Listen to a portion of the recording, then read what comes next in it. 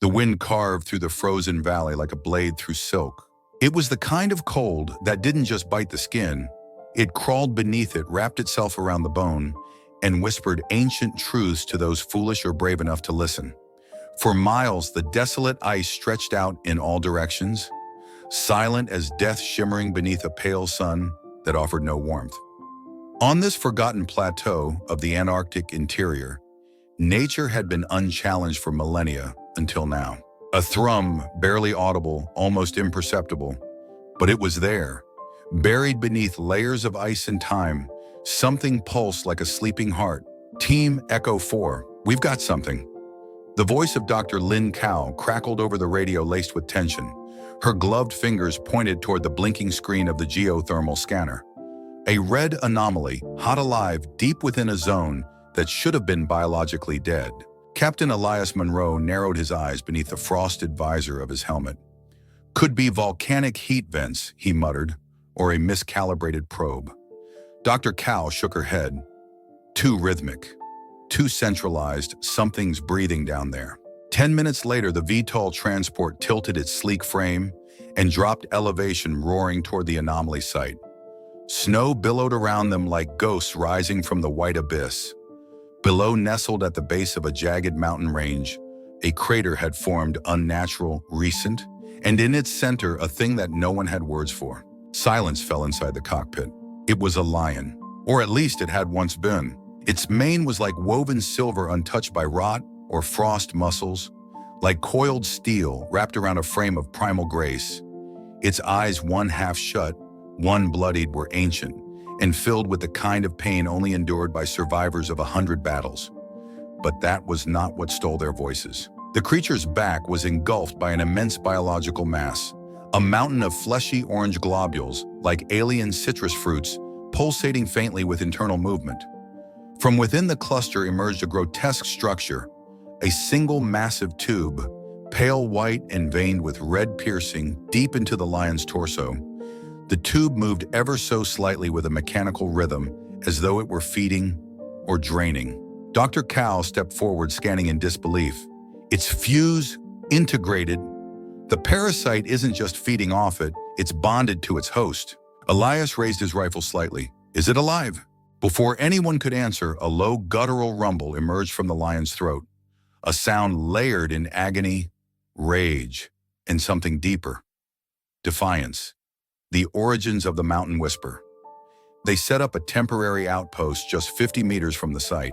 The lion, whom Dr. Cow dubbed the White King, lay still, yet visibly breathing, tethered to the mountain of orange spheres. Heat signatures revealed a self-sustaining ecosystem. Within the mass, hundreds of life forms, wriggled, curled, fed eggs, larvae, roots. This isn't a parasite, muttered Dr. Vargo, a xenobiologist from the United Nations Biohazard Division. It's a damn biosystem. Elias studied the way the lion's paws would occasionally twitch, the way its eyes rolled in its skull. And yet he's alive. More puzzling was the lion itself. Panthera leo was extinct in Antarctica, had been for centuries outside zoos or labs, and this one was unlike any known breed. Thicker fur, expanded lungs, frost-resistant skin, an adaptation, a mutation, or something made. The wind howled like a mourning spirit as the team continued its scans. That night, inside the command tent, a storm boiled outside, and the biohelmet camera feeds remained trained on the creature. And then just past midnight, it happened. The lion opened its eyes. A message from the old blood. It rose slowly with effort, but it rose. The orange mass peeled back slightly as though in response, and the massive white tube twitched. A wheezing sound filled the camp, gas from ancient lungs long unused. Dr. Cow's voice trembled as she recorded, "It's trying to speak." No words came, only a guttural roar. But in that sound was everything: pain, memory, instinct, betrayal, and something else. Recognition. Because when its gaze fell upon Elias, the beast did not bare its teeth. It bowed its head. In the hours that followed, one undeniable truth emerged. The lion wanted to live. It endured the probing scanners. It growled but did not attack. It allowed the team to approach up to a point. Only when someone neared the fusion wound did the mass react. The orange bulbs tightened and the tube writhed like a serpent disturbed. Vargo placed a hand on Elias's shoulder. We may be dealing with a semi-sentient hive, one with defensive instincts and control over the host. But why keep him alive, Elias asked. Dr. Cow stared into the data feed. That's the real question. Why keep him alive? Unless he's necessary. The wall of ice they excavated deeper into the crater's perimeter, revealing that the lion was not alone. Fossilized remains of similar beasts, white-furred, tusked, or antlered, were embedded within the permafrost. All were dead, some torn apart, but the White King remained tethered, guarded by the hive. The others were failures, said Dr. Vargo. This one they chose. Night fell again. The storm worsened. The camp generator sputtered. And then the screams began. 2 researchers disappeared during the third night. Security cam footage showed only a shadow and something slithering across the ice. When they found the bodies, what was left of them, the orange growths were already blooming from their torsos. The hive had begun to spread. Elias gathered the team we're calling evac. This is no longer a research mission. Dr. Cow stepped in front of him. You leave this creature behind and whatever's inside it goes dormant until someone else stumbles on it. Elias's fist clenched. You're asking us to stay here and operate on a biohybrid infected lion in the middle of Antarctica during a Category 6 ice storm. Yes, Chow whispered. Because if we don't, no one survives this mountain. The choice. The last transmission sent before radio blackout. Echo 4 to Central confirming. Hostile parasitic organism, unknown origin. Local apex host exhibiting sentience and resistance. Initiating emergency containment and surgical detachment protocol. Request backup within 72 hours. This is not just a rescue, it's a war for territory ours. Outside, the White King roared again, and this time the mountain answered. Inside the frost-sealed perimeter tent, the lights flickered violently. Outside, the sky roared with white rage. The storm refused to end. Wind speeds had reached 140 km/h. Snowfall masked every trace of life. The helicopter support from Outpost 17 had been canceled. The Echo 4 team was officially alone. Captain Elias Monroe sat at the core table, eyes fixed on a 3D scan of the parasite mass attached to the White King. Layers of pulsating tissues, spore sacs, and nerve-threaded channels all converged into a single conduit, the worm-like tube that was embedded in the lion's side. This thing isn't just alive, said Dr. Vargo, voice hoarse. It's thinking, coordinated pulse intervals, reactive organ shielding. These are behaviors seen in intelligent hive systems. Dr. Cow scrolled through ancient expedition archives. Something's not right, she whispered. 37 years ago, there was a blacklisted mission here. Project Anaros Genetic Uplift, experiments on apex predators.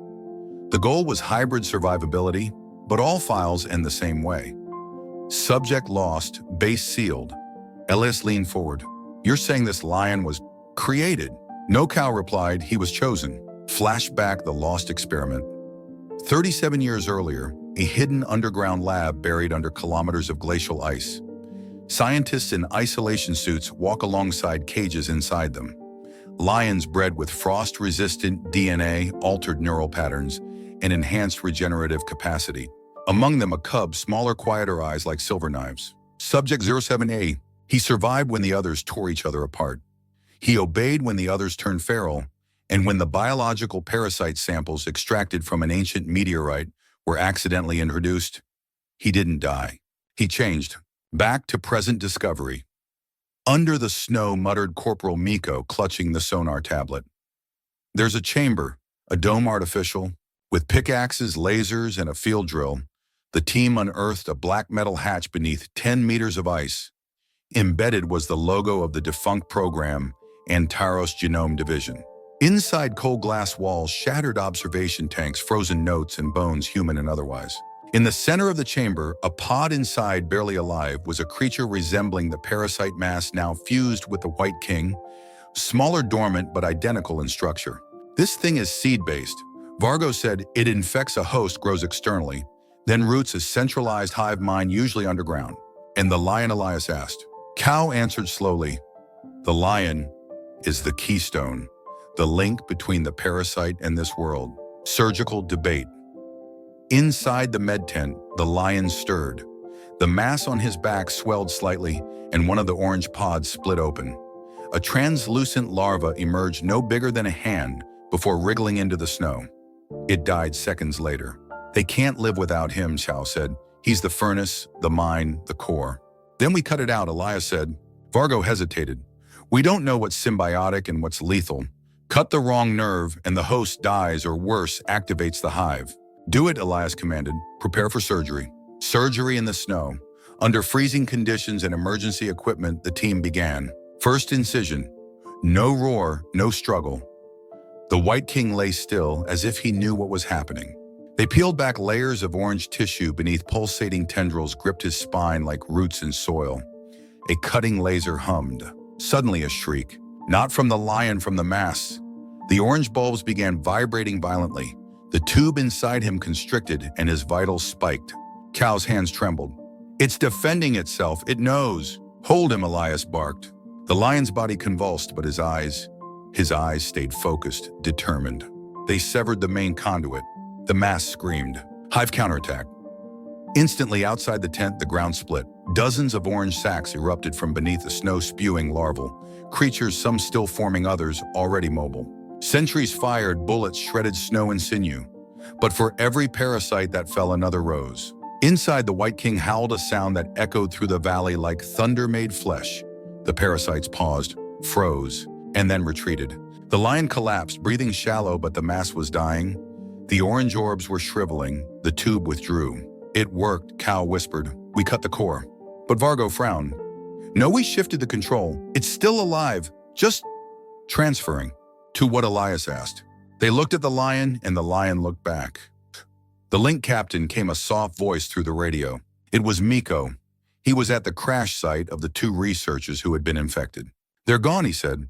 But something's writing in the snow symbols, not human. Elias stared at the lion. Not just a host, not just a victim. A bridge. Ikkinen Warnmasum. Ending scene nightfall. The temperature dropped. No one slept. The White King lay beneath thermal blankets, wounds sealed but unconscious. The mass had withered but not died. The team was shaken but intact. A new dilemma now sat before them. The parasite hive wasn't just biological. It was possibly intelligent, and the lion wasn't simply infected. He was becoming something else. As the camera drone rose above the crater that night, the snow around the crater glowed faintly. Circular patterns, intricate, deliberate. Not written by hand, written by something learning. Prologue. 24 hours after the operation. They thought cutting the tube was the end. Instead, it was only the signal. That night, the storm vanished. The winds halted as if obeying some unseen command. The temperature plummeted to record lows -70°C, but the air was dead still. Too still. Inside the outpost, the team huddled in silence. All around them, the snow had become unnaturally patterned, circles, tendrils, and glyphs, etched without tools. Something had emerged from beneath. It was no longer a battle to save the lion. It was a war to protect the world. Scene 1. The first strike. Motion sensors triggered Sector 4 signatures. No 8. Corporal Miko slammed the terminal keys. A heat signature flickered across the black and white screen, moving in swift, almost human patterns. Suddenly, the power cut. The med tent plunged into darkness. Dr. Cow grabbed a flashlight. Its beam swept across the lion's still body. The remnants of the parasite mass had hardened into a shell-like scab. For hours, he hadn't moved. Until now, his eyes opened. Elias stepped in, gun raised. The lion stood wounded but powerful. His breathing was labored, but there was something strange in his posture, alert. Listening. The tent flap fluttered open, and behind it stood one of their own. Dr. Hans Keller, missing for 2 days. Eyes fully black, orange sacs pulsing beneath his skin. I saw them, he whispered. They dream. In the ice. Then he attacked. Scene 2. Fire in the tunnels, chaos erupted. The infected Keller lunged with inhuman strength. Vargo tackled him, injecting an adrenaline block. But it was too late. His veins exploded in orange burst sacs, and larvae spewed from his throat. Screams, gunfire, smoke. The parasites had found their vessel. All around the base, snow exploded upward as roots burst from the ground. Tendrils of orange matter reaching into equipment, wrapping around generators, melting through circuits. The entire outpost was under siege. Elias and Miko grabbed the unconscious lion. Get him to the snow rover. Elias barked. We fall back to Ridge 7. Dr. Cow refused to leave the data drives behind. She sprinted toward the lab tent only to find it already overrun. From the shadows, a voice, "Help me?" She turned to see a half-consumed body, its upper torso still human, but its spine overtaken by thick coiled parasites twitching in sync with the hive. The man's eyes were still his own. "They're trying to copy us." Then he screamed and the hive tore him apart. Scene 3. The hive's agenda. As the survivors raced across the snowfield in the rover, Dr. Cow spoke between gasps. "They don't just feed. They map every memory, every neuron absorbed. That's why they kept the lion alive. He was the most resilient vessel they'd ever seen." And now Elias asked, hand on the wheel. "Now they want him back." The lion stirred, groaned. Blood dripped from his flank, but his breath was steady. Then from behind them, the mountain shifted. Literally. A massive crack split the summit of the crater ridge. From beneath it, a tower of parasitic mass began to rise dozens of meters tall, a grotesque spire of orange sacs moving like a living cathedral. The hive had revealed its core. Scene 4, the decision to fight. They reached Ridge 7 outpost, a buried weather station with just enough fuel ammo and bandwidth to send one final signal. Dr. Vargo made the call. "We send a single transmission to the orbital relay. One word: quarantine. They'll know what to do." Elias nodded grimly. "And us? We hold them off until they arrive, or we die trying." Cow turned to the lion, now barely holding consciousness. "He's still connected to them. He can hear them. If we can amplify his neural signal through the lab scanner, we might be able to disrupt their coordination." A psychic jammer, Miko blinked. "No, a roar, one final roar." Scene 5. The king stands. They carried the White King to the scanner platform, attached neurocaps and energy amplifiers. Parasites were already clawing at the walls, every minute counted. "You'll feel pain," Xiao whispered to the lion, "but we're here." The lion met her gaze and roared. The cry surged through the amplifier, exploded into sound waves, and rippled through the valley. Parasites shrieked in unison. The massive hive tower spasmed. Some creatures froze, others melted. But it wasn't enough. The core persisted. And then, the lion stood. His legs shook, blood leaked from the wound where the tube had once rooted.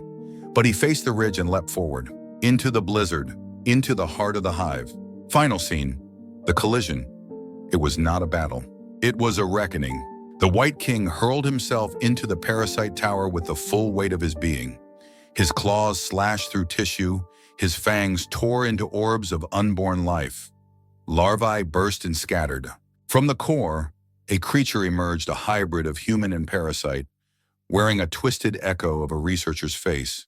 "We created you," it hissed. "You were supposed to serve." The lion answered with silence and flame. Elias from the ridge fired the last thermite grenade. It landed at the tower base. White fire bloomed. The mountain screamed. Epilogue: the stillness after dawn. For the first time in weeks, the wind stopped howling. The valley was quiet again. The team emerged from the wrecked outpost. There in the center of the scorched crater was a body white-furred, burned but breathing. The White King was alive, barely, but his eyes were clear. No longer a prisoner, no longer a weapon, a survivor. Prologue: dawn on the 8th day. The wind was gone. Where once howls of death echoed through the ridges, now only silence remained. Not the eerie kind from before, but the kind born after a storm, a sacred stillness. The sun finally rose over the frozen horizon, low, soft, golden, and beneath its pale warmth, something moved. A bloodied figure, fur burned and patchy, stood among the ruins. The White King, alive. Scene 1, scars on the ice. The remaining members of Echo 4 stood on the snow ridge watching him. Captain Elias Monroe leaned heavily on his rifle. His arm was broken. Vargo was missing an eye. Dr. Cow's left hand was wrapped in frost-bitten bandages. Miko was gone, swallowed by the hive in the final hour. But the war was over. Behind them, the valley had collapsed into itself. The parasite tower was ash. The snow glowed faintly from the chemical fire that consumed the core. And yet, deep beneath the ice, something still pulsed. "We need to take him with us," Dr. Cow said softly. Elias nodded. "Not just for study, but because he's the only one left who knows what really happened." Scene 2, retrieval. 2 hours later, the extraction chopper arrived. As the rotors churned the snow into golden spirals, the crew leapt out in radiation suits ready to secure the remains. But what they found instead was a lion, white, massive, wounded, but very much alive. And walking. When one soldier raised his tranquilizer rifle, the lion let out a low growl. Elias stepped between them. No needles, no chains. He comes with us awake. He earned that. The med teams hesitated and then stepped aside. The White King walked aboard the aircraft on his own. Scene 3, the world responds. News of the rescue and of the bioorganic parasite threat was classified under Omega-level clearance. The official report called it an anomalous biohazard event triggered by subglacial tectonic pressure. But the real data recordings, tissue samples, neural maps were sent to a hidden facility beneath the Pacific, the Prometheus Institute. And the White King, he was kept in a specially designed containment habitat spanning acres of snow-covered terrain with temperatures regulated to mirror Antarctica and observation towers hidden beneath tree canopies. Cal visited him every week. Each time he would walk toward her, rest his massive head against the reinforced glass and close his eyes. They never spoke, but somehow they always understood. Scene 4, what he became 6 months later. Neurological tests began to reveal changes, not just in the lion but in them. Captain Elias began dreaming in symbols, glowing glyphs, patterns he couldn't explain. Cao developed an uncanny ability to anticipate hive behavior in her simulations, despite never having studied such code. It was as if something had passed from the creature to them. Vargo proposed a radical theory. The hive failed to clone us, but it succeeded in linking us. We're not infected, we're connected. And the White King, he had begun to draw. Using his claws, he would scratch symbols into the snow-perfect replicas of alien star maps. Scene 5, the last message. One day he stopped eating. He lay beneath the artificial sun dome, breathing slow, body motionless. No pain, no panic, just peace. Cal rushed to his side, knelt beside him, tears frozen on her cheeks. He turned his head, looked her in the eyes, and roared one final gentle sound.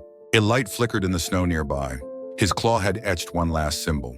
A circle, within a circle, within a flame. She didn't understand it, not yet, but she would.